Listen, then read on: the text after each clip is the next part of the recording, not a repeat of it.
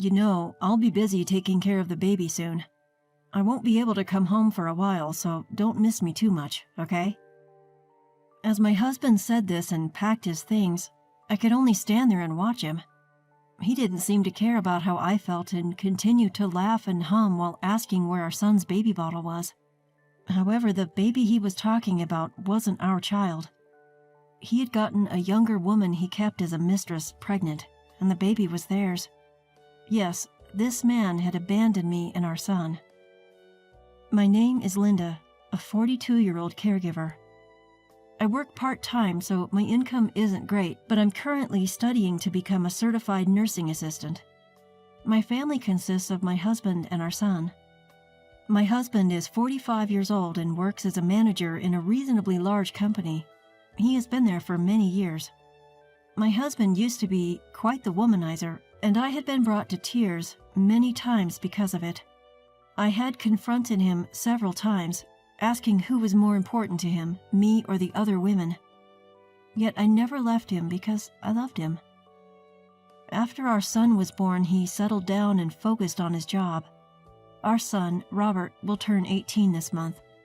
Time has flown by as I've juggled work, housekeeping, and parenting. Robert had a rebellious phase, but now he's about to graduate from high school. He's working hard to get into his dream college, cramming every day after school. If he gets accepted, he'll move away from home, which is a bit worrisome. As parents, we still want to take care of him, but Robert has grown tall and handsome, just a step away from becoming an adult. I need to find a hobby to help me let go of him. While Robert was studying for his college entrance exams, there were times when my husband would come home late. At first, I thought it was just because of his work, but there was a time when he didn't answer my calls or messages, which made me suspicious. Since then, I've found more than enough evidence to doubt him, such as the smell of perfume on his suits and long hairs in the car that weren't mine. However, I never found the courage to confront him. Then, one day, while we were eating dinner as a family, my husband drank more than usual and said with a flushed face, "Robert has really grown up, hasn't he?" "I still want to be a kid, though." "But you've grown so much taller since middle school, and your face has become more mature, hasn't it?" Robert, seemingly embarrassed to be treated like an adult, scratched his head. My husband, watching him, casually asked, "So you don't need your old man anymore?" "Huh? What are you talking about?" Caught off guard by the sudden change in conversation, I couldn't help but join in. With both Robert and me looking at him suspiciously, my husband downed the rest of his beer and said, "Well, the thing is, my girlfriend is pregnant." The room went dead silent. What did he just say? Girlfriend? Pregnant? Not making any sense. I let out a dry laugh. "I think you've had too much to drink today." "No, this is a true story. I met her a year ago and we've been dating ever since. I was planning to keep it a secret, but it seems like we accidentally made a baby." I stood up quickly and covered Robert's ears. Robert didn't seem to follow, looking at his father with a blank expression. "Robert, go back to your room." "What? This is the last time we'll all be together. I haven't had much time to talk to Robert lately. Let him stay here a little bit longer." "How can you say that? I don't understand how you think it's okay for our son to hear this. And what do you mean by the last time?" In my anger, I raised my voice. I hugged Robert tightly in the spur of the moment. He's already in a sensitive period due to his upcoming exam, so I don't want him to hear this kind of conversation. But my husband didn't care and continued talking. "Well, I'm not coming home for a while because I'll be helping her raise the baby, you know?" I felt dizzy at my husband's words. So he had a mistress and made a baby with her, and he's only telling us now when the birth is close? I couldn't understand my husband's behavior, and I felt like I was going to lose it. We had been living together for over 20 years. There were honestly times when I hated him, but I felt reassured when I saw him taking care of Robert as a responsible father. Did he really want to be with his mistress so badly that he would throw away all the trust and years of life that we shared? Well, that's how it is. I'm going to her place this weekend, and I'll start getting ready now. And with that, he started packing his things in a backpack. I stood there feeling as if a hole had been torn in my heart. Hey, do we still have the baby bottles Robert used? In contrast to us, my husband was all smiles. I silently shook my head. There was one thing left, but it wasn't saved for him and his mistress. It was saved for when Robert grew up so my husband and I could look back on our parenting together, praising each other and sharing memories. My husband left the room, muttering that it was a waste, and went to the bedroom to organize his clothes. Did he just abandon us? Robert whispered, tears in his eyes, and I couldn't find the words to deny it. 3 days later, my husband was apparently heading to his mistress's place. When I cried that I had actually once believed in him, he said, "I always wanted a second child, but you were always so busy, right? And while we were doing all that, we got older and older. I knew we couldn't have another one." He laughed loudly, hurting my heart as much as possible. Robert, holding back his tears, glared at his father while rubbing my back. "What's with that look? By the time you come back, I won't be here anymore. Are you okay with that?" "Sure, you're an adult now, right? You've lost your childlike charm and you're not as cute anymore. I heard my girlfriend's baby is a girl, so I might like her even more than you." Robert lunged at his father. He flinched for a moment, but then glared back at Robert. "Ah, she's so young and cute, unlike you guys. I'm really looking forward to our future together." "Yeah, I get it now. You're the worst, Dad. At least now both Mom and I can make up our minds. We know what to do." I also speak up, following Robert. "You should know that there will be no home for you to return to anymore." My husband, with an annoyed expression, shakes off Robert's grip and leaves without even saying goodbye. Robert supports me as I feel my strength drain away. We didn't just sit idly by after hearing about my husband's mistress. We had already begun preparing our next moves. About 2 weeks later, my husband called. He laughed, saying that raising their daughter was going smoothly and that she was as adorable as he had hoped. He even sent a photo of the mistress holding the child, which started in me a simmering of rage. However, he had unknowingly provided us with evidence. I saved the photo and began recording the conversation, amazed at how foolish he was. Then, right on cue, my husband's mistress took the phone and began talking. "Are you the wife? I'm sorry I've taken your husband all for myself, but it can't be helped since we have a child together now, right?" LOL. Yes, raising a child can be tough. "I'm so glad you're understanding. When I first heard about you from your husband, I just thought you were a weak person who couldn't do anything but cry. But that's not how you sound at all." So that's what he had been saying about me to his mistress. Half a year ago, such words would have deeply hurt me, but now I felt nothing.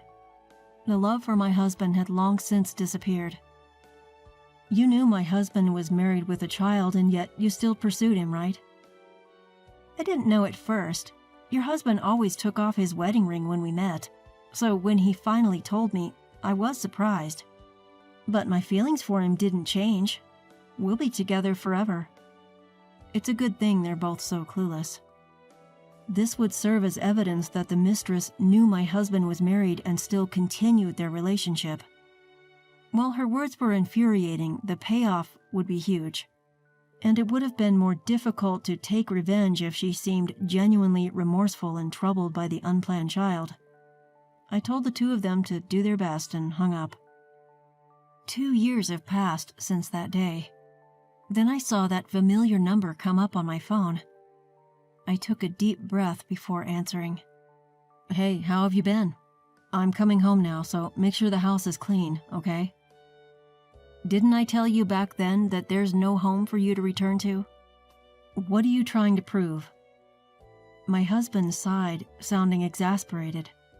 "Sure, I admit I was wrong to leave suddenly, but I can't leave her to raise the child alone, right? You were a mother too, so you should understand." He still doesn't get it. He really hasn't changed at all since that day. Maybe that's a good thing. It makes me feel confident that Robert and I were right to take care of ourselves. I think you misunderstand. There's literally no house for you to return to. I sold it. I could hear my husband gasping. I decided to break down everything that had happened for my clueless husband. That day, 2 years ago, my son and I were struggling to decide how to get him out of our lives forever. In the midst of it all, I realized that there was a risk that he would want to come back and pick up where he left off. There was no way I could continue living with my husband after all he had said. Honestly, even the house we had shared together now felt tainted to me. When I expressed my feelings, Robert calmly asked me a question. "Isn't this house under your mom's name?" "Yes, we renovated and moved into this house that I inherited from my grandfather." "In that case, why don't we sell it?" I was surprised by Robert's bold suggestion, but if I did sell the house, my husband would literally be unable to come back to it. Plus, the money could be used to hire a lawyer and a private investigator for the divorce process. Robert had been saving up for months so we could live without any worries.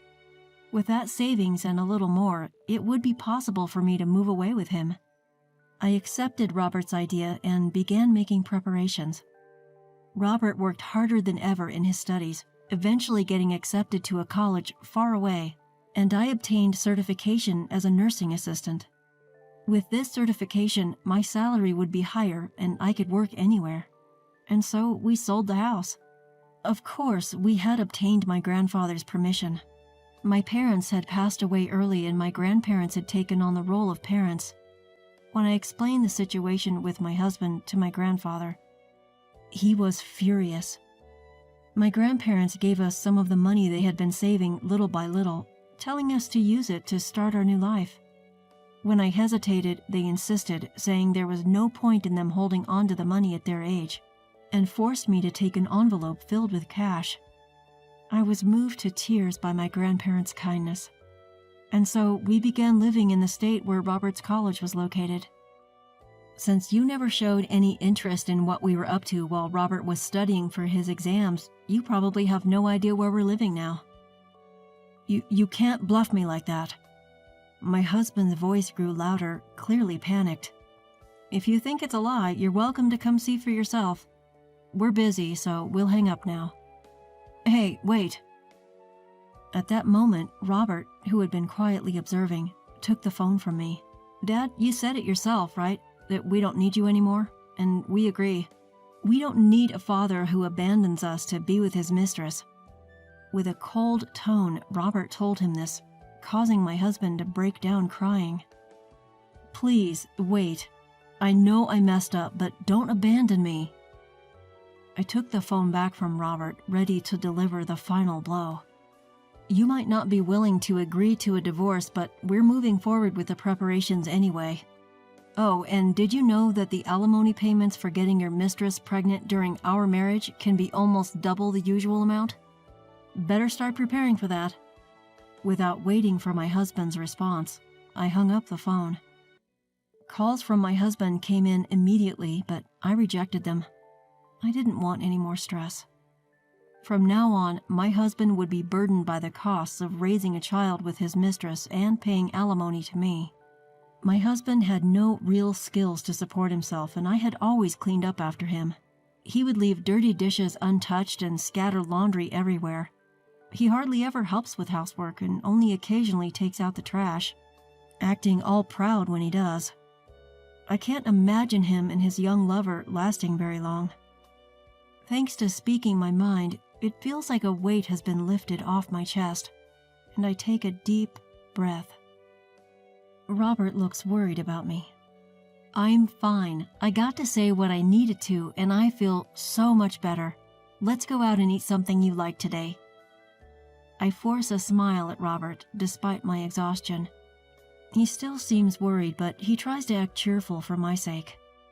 I find my smiling son, debating between steak, sushi, or pizza, absolutely adorable. We've been through a lot of hardship, but let's make even more happy memories. It's an unfamiliar place, but Robert and I will be just fine. And I have to work hard to let him become more independent.